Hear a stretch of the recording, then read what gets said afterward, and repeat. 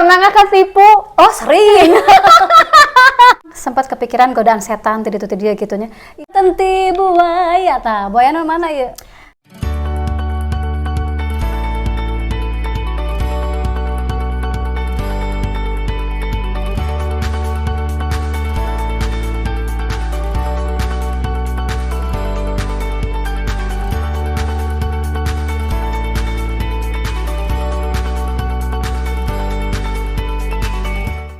Sampurasun ya ampun. Kita jarak jauh aja ya. Jarak jauh. Nah, senang banget kita ada di konten Wanoja. Tapi sebelumnya, jangan lupa like, comment, and subscribe. Wanoja itu dalam arti Sunda itu adalah perempuan, guys. Nah, di segmen Wanoja ini kita akan membahas ini. Kalau di pinggir saya ini pastinya udah nggak asing lagi dong, ada Teh Inong. Keprokil atuh. Kan nanti ada efek keprok, nanti efek keprok semuanya. Harus kita perlu ini Baraya Bentar. Jadi kalau misalnya kalian pecinta lagu-lagu Sunda ya, teman-teman lokalku, ada teman-teman lokal, Baraya lokal. Baraya lokal. Jadi siapa sih yang nggak tahu sama Teh Inong ya? Sekarang sudah menjadi salah satu trigger untuk artis-artis ataupun penyanyi pop Sunda yang berhijab. Nah, ini sebenarnya jadi pengen bahas tuh banyak sama Teh Inong teh satu-satu atuh ya. Baiklah. Oke, siap. Mau berapa sesi dulu ini? Sesi pertama dulu Sesi pertama, siap. Nanti kita kontrak dulu ya. Oke. Jadi yang pertama nih guys, lagu-lagu Teh Inong ini hampir 70% kayaknya ya cuy ya. Ciptaan Teh Inong sendiri kan? Iya.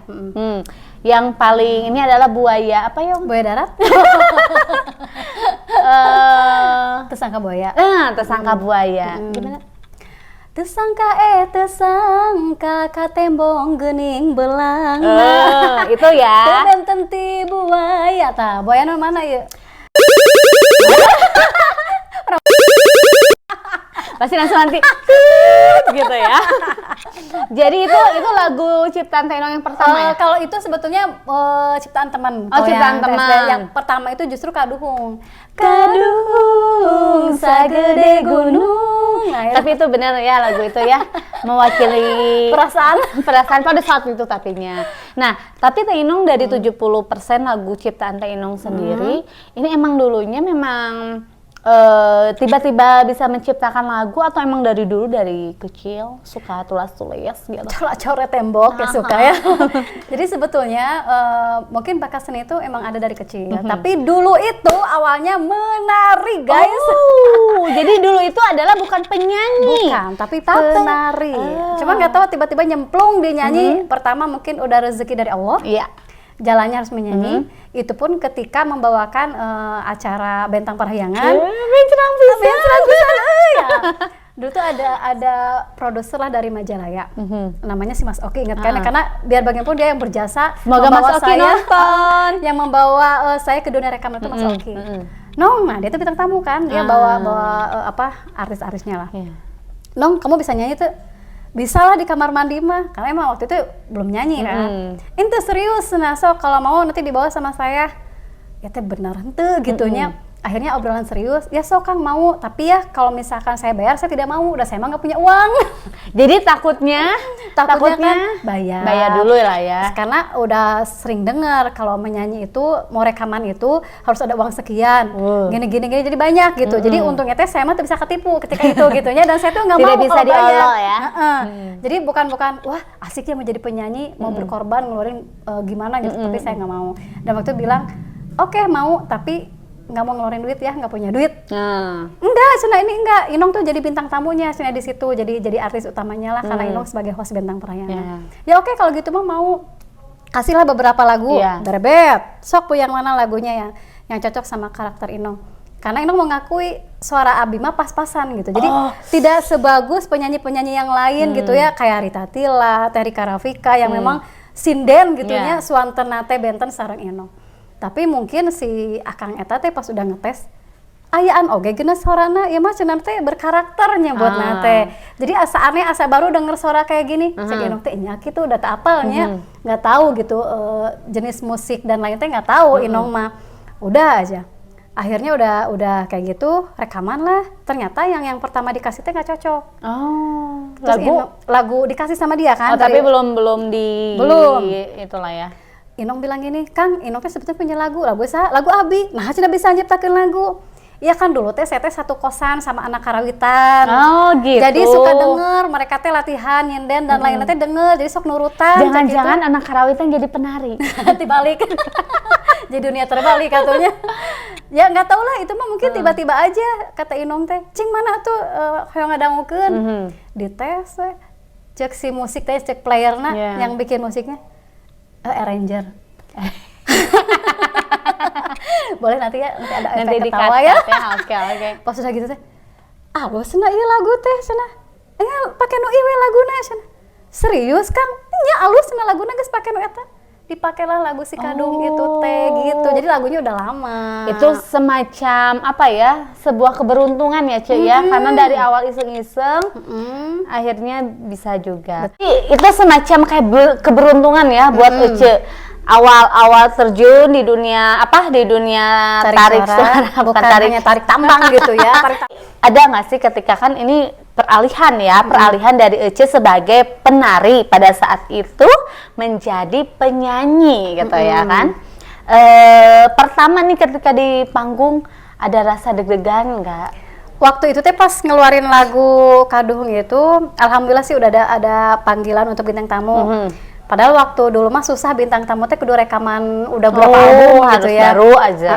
Tapi mungkin ketika tahu Inong teh presenter di Bandung TV. Makanya orang teh ini yang di Bandung TV. Jadi taunya teh malah Inong teh istilahnya bentang perahyangan Inong bentang perahyangan. Jadi ketika bintang tamu teh jarang yang menyebutkan Inong biarin Kang. Oke. Tapi pas Inong bentang perahyangan. Jadi selalu Inong bentang perahyangan gitu.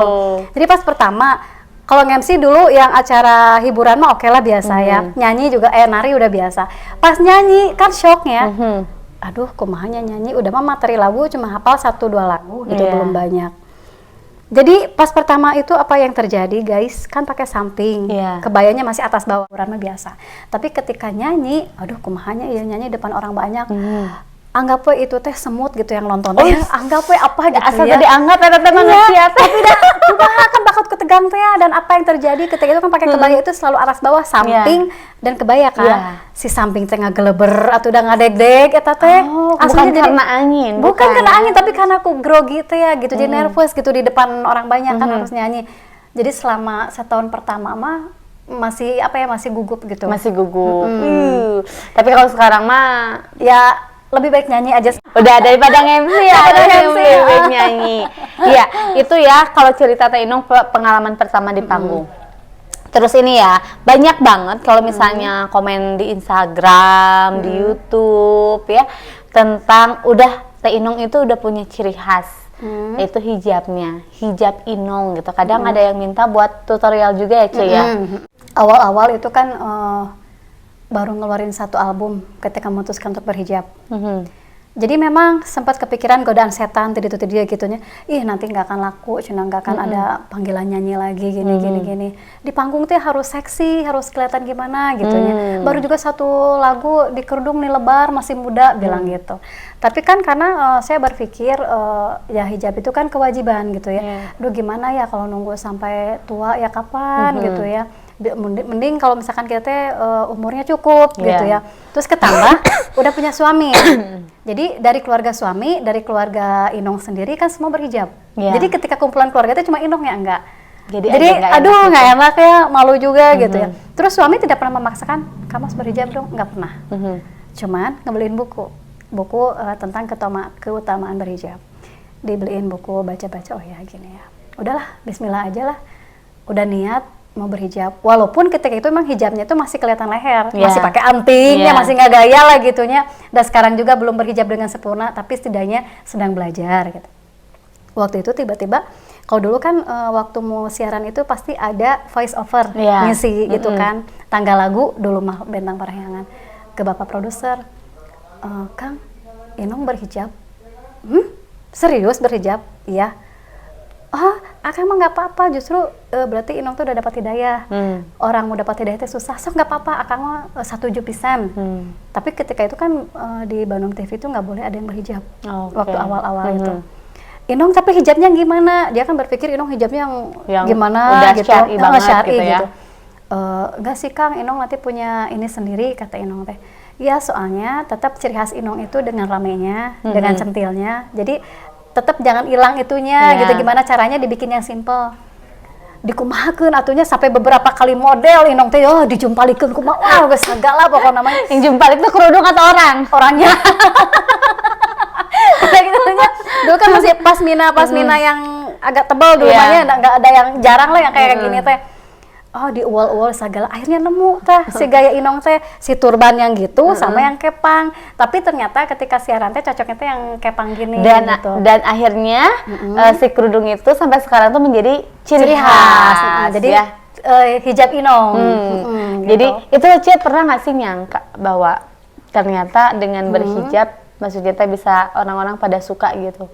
Awalnya enggak, sempat bukan minder ya. Jadi asa beda we di yang lain teh ketika berkumpul sama penyanyi pernah satu panggung, Inong beda sendiri berhijab.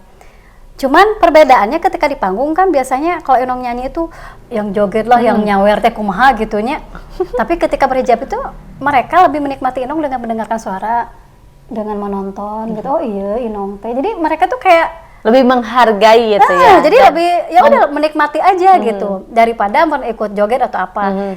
Ya sisi positifnya alhamdulillah. Terus dari segi manggungnya, waktu itu memang pas ketika Biarin Kang kan keluar, alhamdulillah lagunya, ya alhamdulillah disukai banyak orang gitu. Jadi memang dari situ ternyata hijab itu bukan suatu hambatan gitu. Ternyata alhamdulillah Biarin Kang itu bisa maju dengan Inong berhijab yang baru gitu. Dengan berhijab juga. Gitu. Ya itu ingat banget pas lagu Biarin Kang ya. Itu lagu dulu tuh lagu 2010 ya. 11 tahun yang lalu. Aku masih kayak baru kemarin deh, Ce ya. Enci masih disadagap ontenya. Udah kuliah, udah mahasiswa itu mah ya. udah mahasiswa itu mah. Jadi bener ya Ce, jadi perjalanan untuk memutuskan hijab pun memang ada godaan-godaannya. Banyak banget. Sampai akhirnya mantep lah untuk berhijab. Dan malah ternyata ya menurut survei Astri Cahyani ya. Aduh. Iya, Aceh. Ya.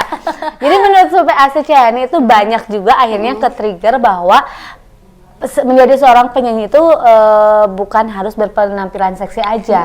Dan alhamdulillah sudah banyak penyanyi-penyanyi pop Sunda yang berhijab juga. Betul. Gitu.